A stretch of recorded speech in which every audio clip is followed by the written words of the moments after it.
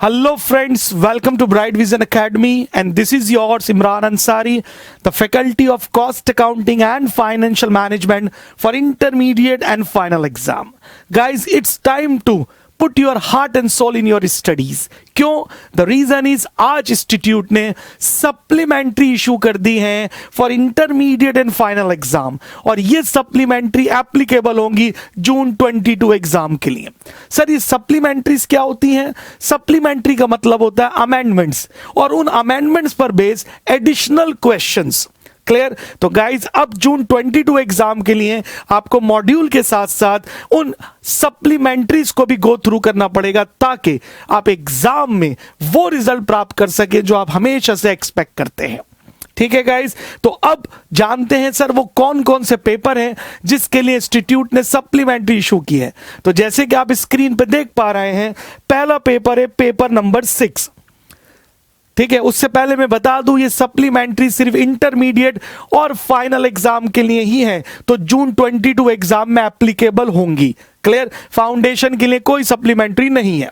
ठीक है गाइस, तो आइए जानते हैं सर कि सप्लीमेंट्री कौन से पेपर के लिए है। तो जैसे आप स्क्रीन पर देख पा रहे हैं, पेपर नंबर 6 इंटरमीडिएट ग्रुप 1 का पेपर नंबर 6 जो होता है लॉज एंड एथिक्स। क्लियर है? तो उसमें सप्लीमेंट्री इशू की गई है, तो मॉड्यूल के साथ साथ अब उसको भी देखेंगे। मतलब इसमें बताया गया है कि लॉ में क्या क्या अमेंडमेंट्स आई हैं जो एग्जाम पर्पस के लिए आपको जानना बेहद जरूरी है। उसके बाद आता है गाइस पेपर नंबर 7।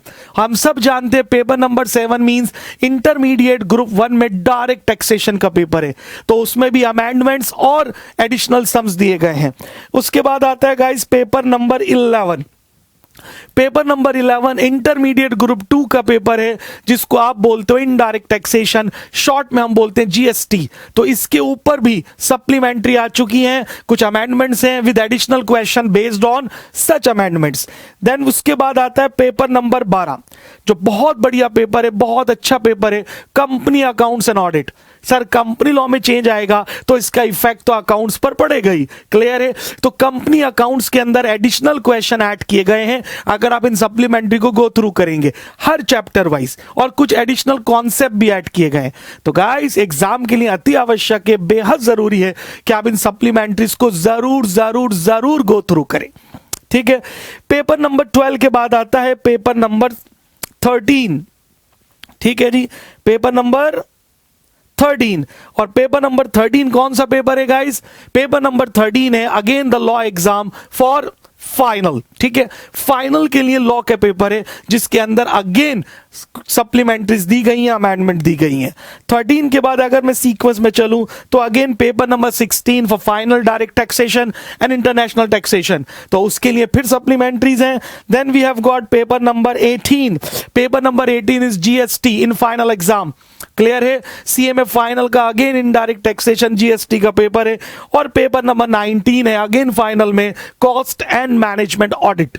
क्लियर है?